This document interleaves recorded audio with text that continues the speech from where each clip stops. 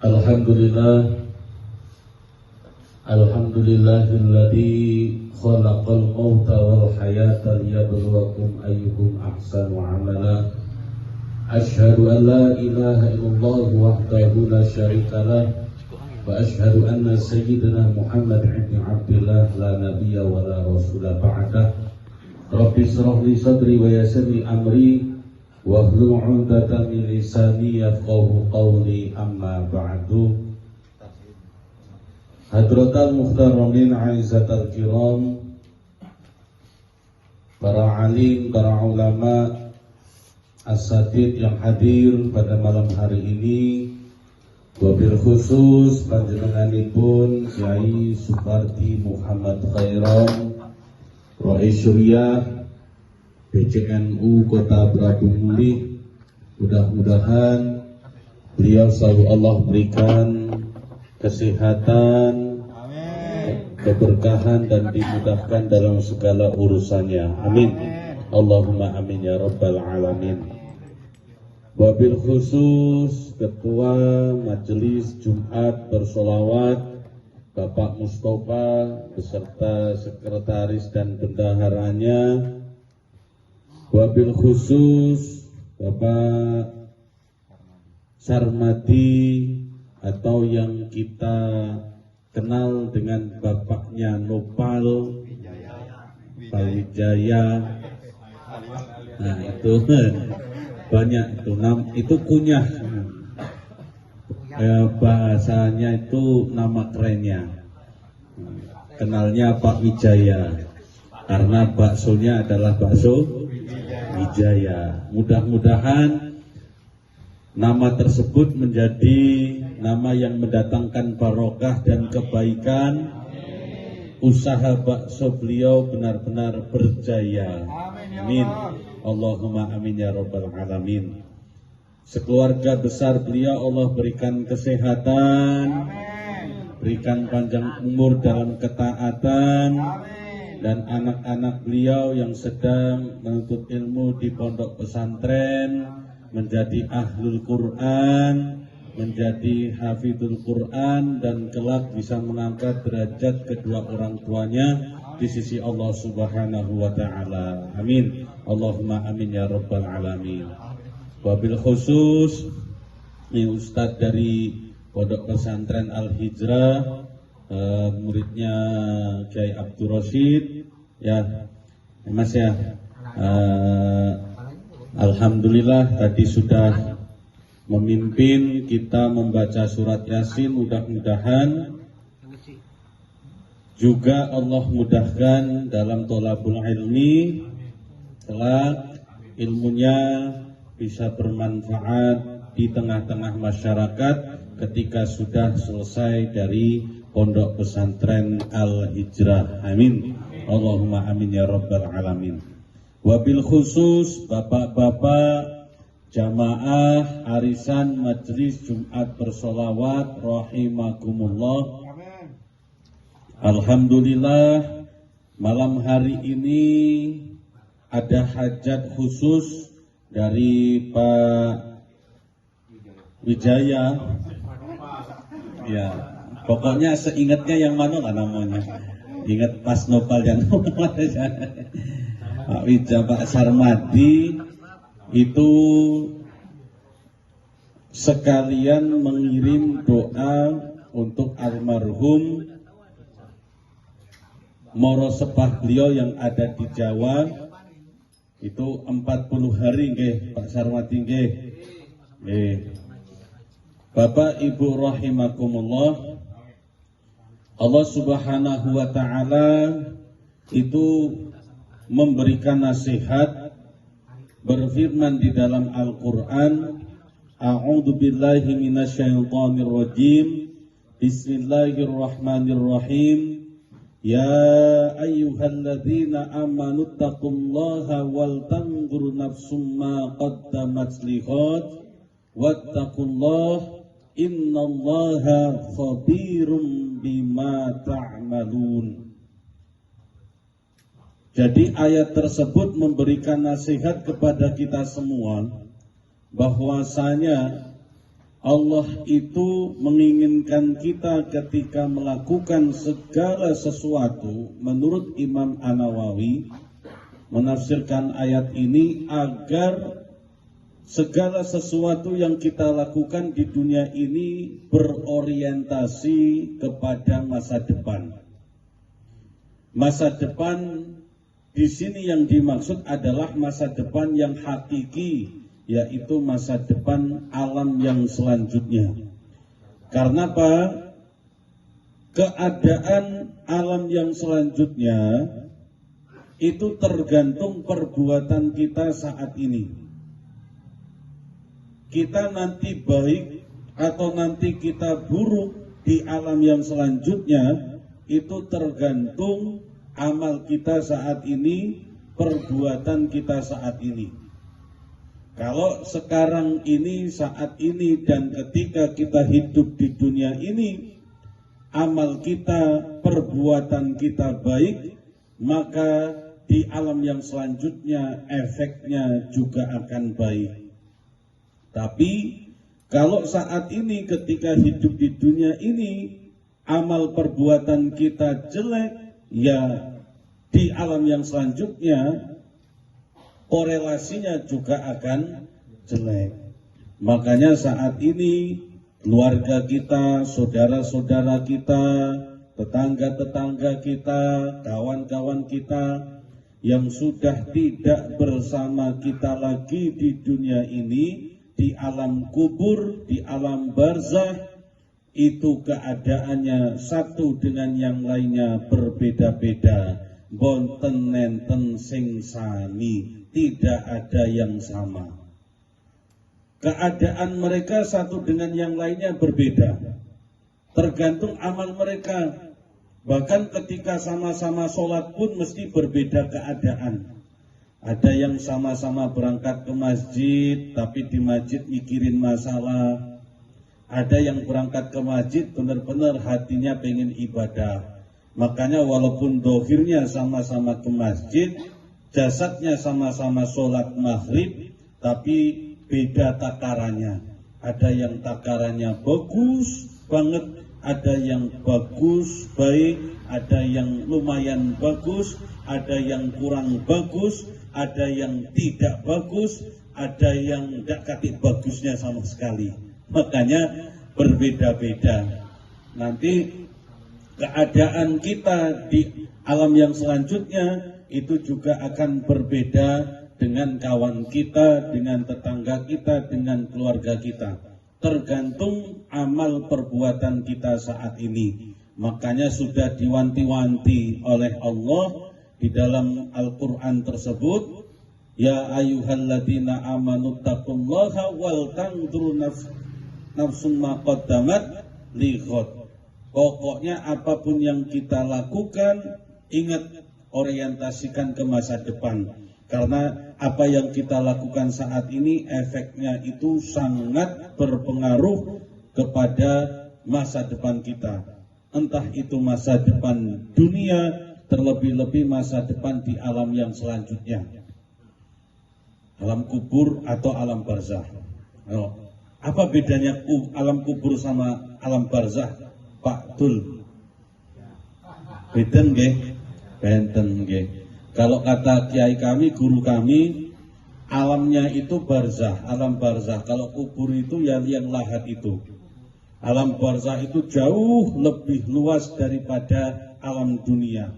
Kalau kubur ya kuburan itulah 2x1 sempit. Makanya ketika orang sudah berpindah itu ya nanti kepindah ke alam barzakh. Kuburan itu 2x1. Tapi alamnya itu alam namanya alam barzakh.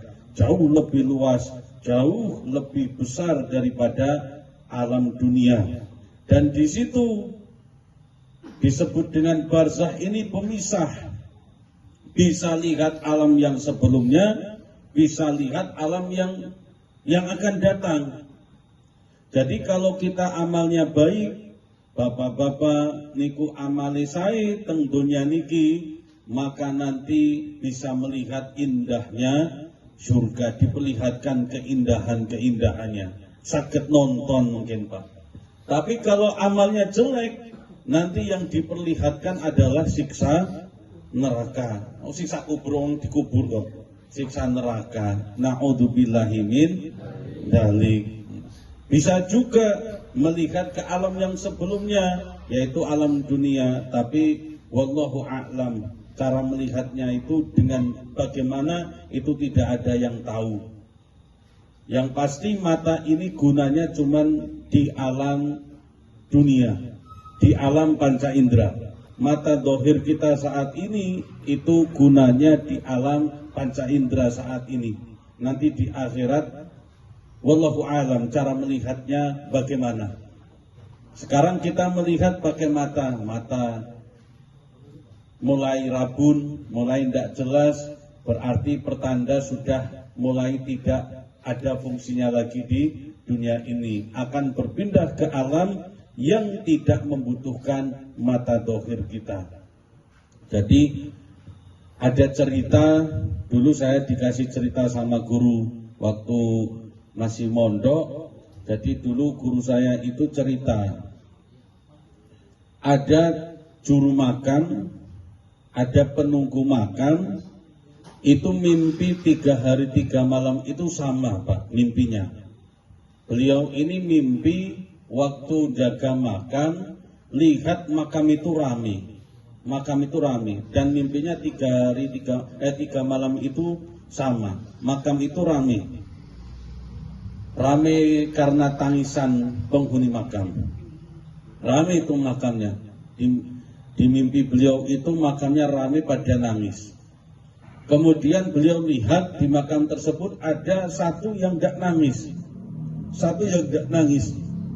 Dan satu ini kelihatan senyum bahagia kayak tadi Gus Aziz sampaikan. Senyum bahagia. Bahagia nih yang lain pada nangis, yang lain pada sedih, kok dia seneng dewek, dia kok bahagia dewek. Dan mimpi ini 3 kali Pak, 3 malam. Makanya setelah mimpi 3 kali kok sama, dia datang ke pondok, ceritalah ke Kiai, Pak Yai, aku ini mimpi 3 malam ini kok sama.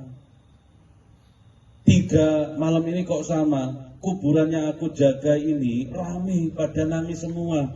Satu itu kok seneng, tidak nangis, malah bahagia, kelihatan sumringah, kelihatan wajahnya itu seneng bahagia. Yang lain nangis semua. Itu artinya nopo Pak Yai? Nah kata Pak Yai itu tidak dijawab Pak, tidak dijawab, tapi disuruh coba kamu cari tahu makam yang kamu itu lihat orangnya senyum, siapa dia itu? Coba kamu cari tahu itu siapa dia.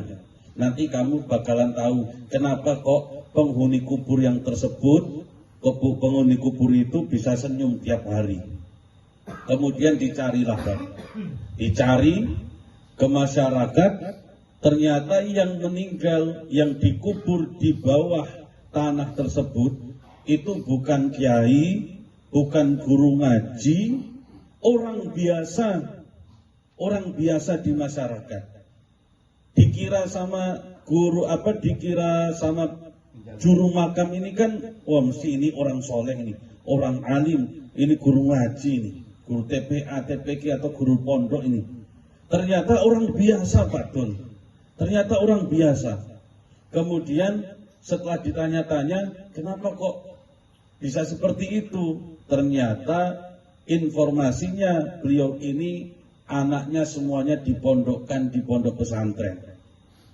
Semua putra-putri beliau itu sedang belajar di pondok pesantren. Oh, ketemulah jawabannya.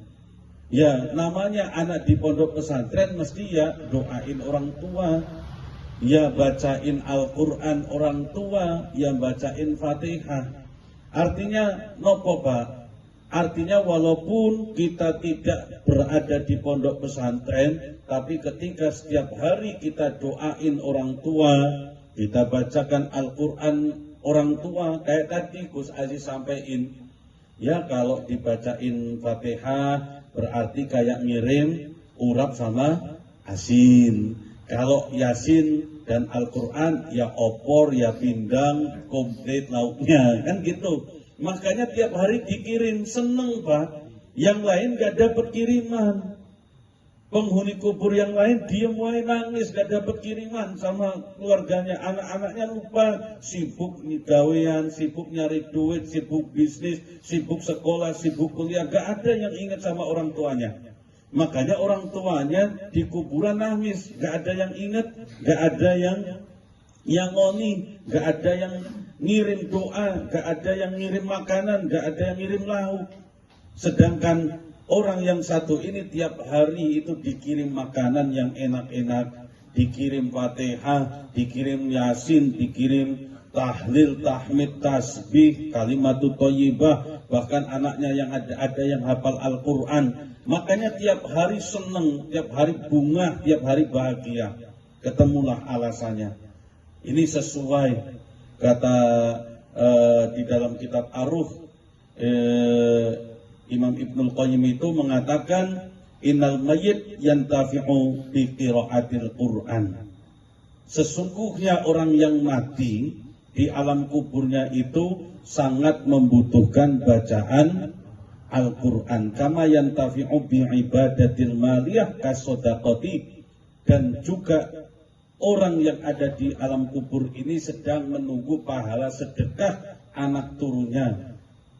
Seperti sedekah makanan, ya sedekah apa saja yang kemudian pahalanya dikhususkan untuk almarhum dan almarhumah yang sudah wafat. Makanya alhamdulillah tradisi ini masih dijaga dan diajarkan oleh guru-guru kita, kiai-kiai kita di tengah masyarakat.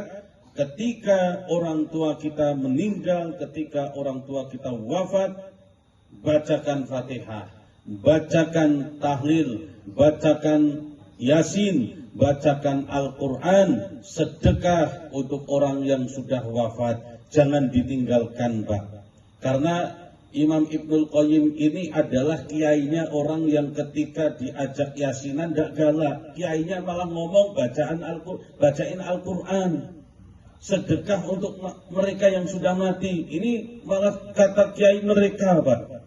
Yang saat ini murid-muridnya kalau diajak doain orang yang mati, dikatain bid'ah, dikatain gak ada dalilnya, dikatain sesat. Padahal gurunya dewe, imam besarnya dewe, kiainya dewe mengatakan kalau ada orang mati bacain Al-Quran. Oh, belum pakai kiai kita Pak. Kalau pakai kiai kita tambah banyak dalilnya. Karena memang yang ngajarin kiai-kiai kita, ulama-ulama kita, guru-guru ngaji kita. Maka alhamdulillah wasilah majelis Jumat bersolawat ini juga kita semakin bukan hanya melestarikan tradisi, tapi melestarikan keilmuan. Inilah keilmuan para ulama. Bukan kebiasaan, cuman kebiasaan masyarakat. Kalau ada orang mati, yuk tahlilan, yuk tahlilan. Bukan hanya tradisi masyarakat, tapi ini tradisi ulama, ini tradisi keilmuan yang harus sama-sama kita jaga. Jangan sampai kita terpengaruh terhadap orang-orang yang ketika kita bacakan dalilnya, kita kemudian ngaji di hadapan mereka pun mereka kadang tidak tahu apa yang kita sampaikan. Pokoknya apa yang mereka belum dengar itu dikatakan tidak ada dalilnya. Sedangkan ilmunya Allah itu sangat luas. Kalau kita itu belum pernah dengar, belum tentu belum ada. Benar tidak Pak Pir? Kalau kita itu belum lihat, belum tentu belum ada kan? Iya, kalau kita belum lihat, belum tentu belum ada. Contoh, saya ini dari sini nggak lihat bentuknya Pak Mus karena kehalang pintu. Tapi kan belum tentu Pak Mus itu nggak ada karena nggak lihat. Kemudian yang kita dengar